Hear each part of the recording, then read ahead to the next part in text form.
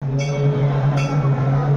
गंगा मैया की जय, बोले सत्य सनातन धर्म की जय। पतित पावनी कलिमल हारिणी मंगलकारिणी मोक्षदायिनी माँ गंगा मैया का ये पवित्रतम तीर्थ हर की पैड़ी ब्रह्मकुंड है। वैशाख का पावन महीना चल रहा है। वैशाख महात्म्य के साथ साथ गीता जी की भी थोड़ी थोड़ी चर्चा आपके सामने हो रही है। गीता जी के 12वें अध्याय भक्ति योग से रहा है। उसका पहले श्लोक में अर्जुन प्रश्न कर रहे हैं भगवान से, एवं सततयुक्ताये भक्तास्त्वां पर्युपासते ये चाप्यक्षरमव्यक्तं तेषां के योगवित्तमः। पहले प्रवचन में सतत युक्ता की व्याख्या हो चुकी है, पर्युपासते की व्याख्या हो चुकी है। अब अक्षर ब्रह्म यह ये चाप्यक्षर मव्यक्तम। अक्षर का अर्थ है जिसका क्षरण न हो, क्षरण माने जिसका नाश न हो, अविनाशी। देखो अ ये अक्षर है, हमने अ लिखा ना, वो अक्षर है। अब हिंदी, गुजराती, बंगाली, अंग्रेजी आदि चाहे जो भाषा हो, उसमें अ लिखने की शैली तो भिन्न भिन्न हो सकती है। अ का रूप, आकृति भिन्न भिन्न बनेगी, अलग अलग भाषा, लेकिन बोलना और ही पड़ेगा, उच्चारण और ही करना पड़ेगा। चाहे वो अंग्रेजी में करो, हिंदी में करो, गुजराती में करो, बंगाली में करो, लिखोगे भले अलग अलग, लेकिन बोलोगे एक ही ही करेंगे। अरे अक्षरावगम्यते लभ्यते यथा स्थूल वरकुल विशद परिग्रह। छोटे छोटे पत्थर के टुकड़ों से अ का आकार बना दो तो वो पत्थर के टुकड़े अ नहीं होंगे,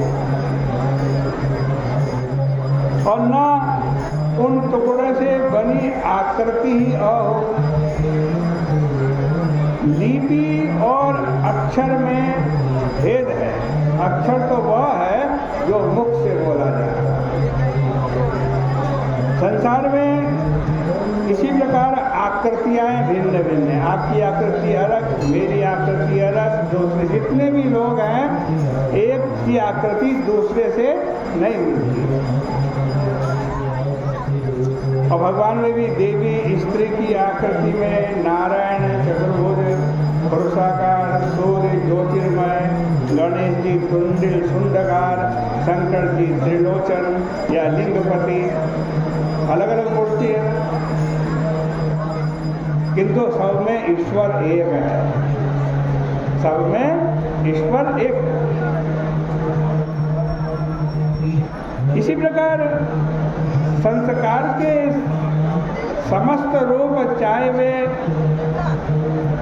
उद्भिज हों, उद्भिज माने पृथ्वी को खोदकर प्रकट होने वाले जीव यानी पेड़ पौधे, चाहे वो स्वेदज हों, स्वेदज माने पानी में उत्पन्न होने वाले, पसीने में उत्पन्न होने वाले जीव,